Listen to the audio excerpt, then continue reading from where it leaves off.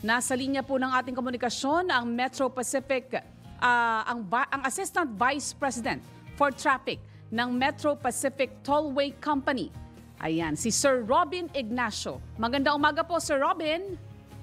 Good morning po at good morning din po sa ating mga taga-subaybay ng DWIC. Ay, Sir, kamusta po ba ang sitwasyon ngayon ng traffic? Opo, sa araw na ito, maging kahapon po, wala po tayong pagdagsa ng mga sasakyan na namomonitor. Pero narinig ko po kayo kanina, ma'am, tama po kayo, yung aming pinaghahandaan din po. Ngayon po kasi ay last day ng office bago mag-Pasko. So mamayang hapon po, maaring marami pa rin po tayong mga kababayang bibiyahe. So kami naman po sa NLEX ay nakahanda pa rin naman po.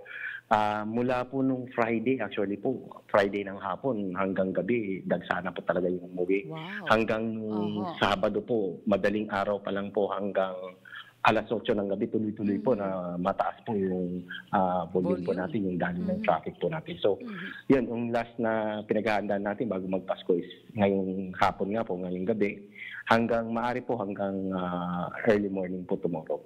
Oo, yan ang inaasahang magiging kasagsagan, Sir Robin. Sir Robin, pagka ganitong mataas ang volume ng mga bibiyahe, yung pila sa mga toll gate, yan yung isa sa ating minamanage. Opo, ano po ang kaukulang paghahanda po ng inyong pamunuan?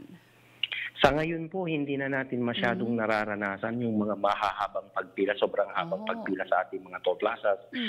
Minsan, mas mahaba na lang po talaga dito sa may mga cash lanes po natin kasi meron pa rin pong allotted cash lanes. Pero dito sa ating mga RFID lanes, actually po, mabilis ma'am yung pasok.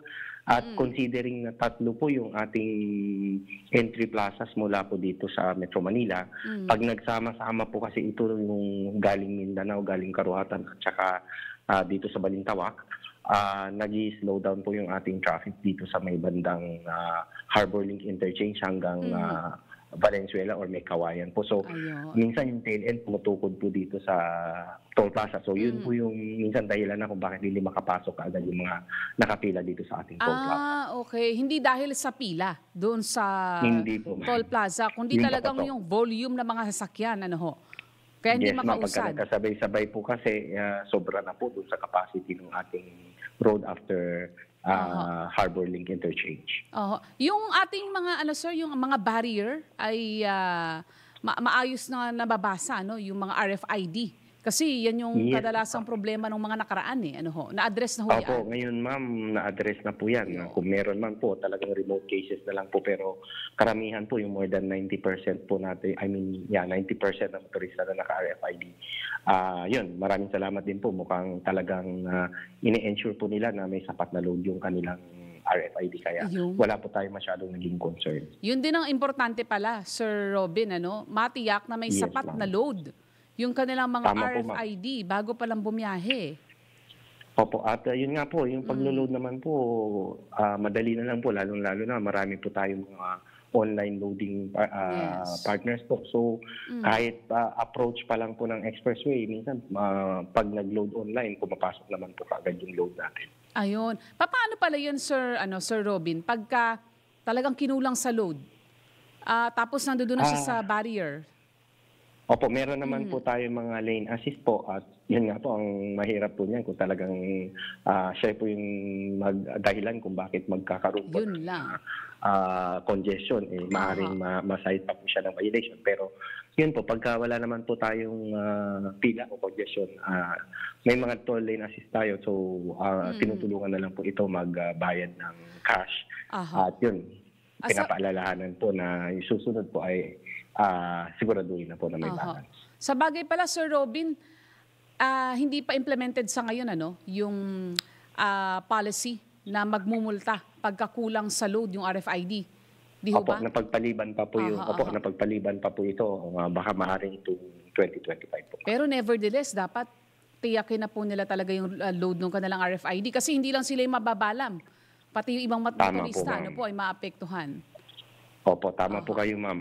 Hindi lang po sila yung maabala, kundi kasama rin po yung mga kasabay na mabiyahe po. Yung kabilang side ng ng NLEX at SCTEX, sir, yung papunta ng Metro Manila, kamusta ho yun, Sir Robin?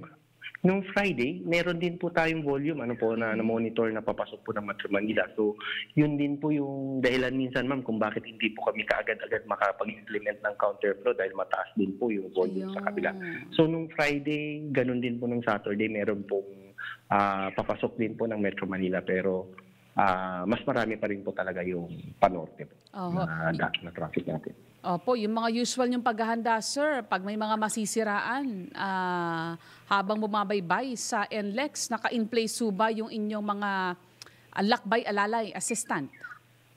Apo, yung ating deployment po ay mula nung Friday talagang marami po tayong deployment ng mga patrol, toll lane assist, mga traffic marshal, security, at saka yung ating mga incident response team. So, dito pa rin po sa aming motorist assistance program na Safe Trip, sagot ko, nag-implement po ulit kami ng free towing po mula nung Friday hanggang early morning ng Sunday. At yung mga ibang peak periods pa po, bukas po hanggang early morning po ng 25. At after Christmas po sa 27 po hanggang 29. And then yung po balikan, January 3 hanggang January 6. So, free towing po ito ng Class 1 hanggang nearest exit para hindi na po makaabala doon sa daloy ng traffic po natin. Mas mabilis yung pag-clear. So, itong nakaraang weekend, wala tayong naitalang mga aksidente? Untoward incident? Wala po tayong naitalang mga major accident. Meron po tayong mga minor rear end, so wala naman po nasasaktan. So, mabilis po natin nakiklear. Ganun din po na meron din po mga na-stall. Meron pa isang insidente na naubusan pa rin po yung truck ng gasolina. So, Nako.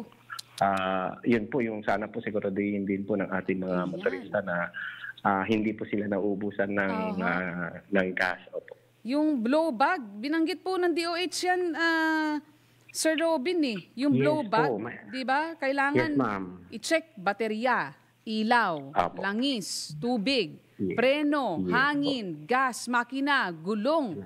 At pati yung mismo nagmamaneho, Sir Robin, ano ho? Yes, tama po kayo, ma'am. Opo, para kung ma-check nila ito, kahit paano po mas mababa yung probability na magkaroon po sila ng aberya habang bumabiyahe. Alright, maraming salamat Sir Robin at dalangin namin na hanggang sa magtapos itong holiday season ay mananatiling ligtas yung ating mga bumibiyaheng mga kababayan.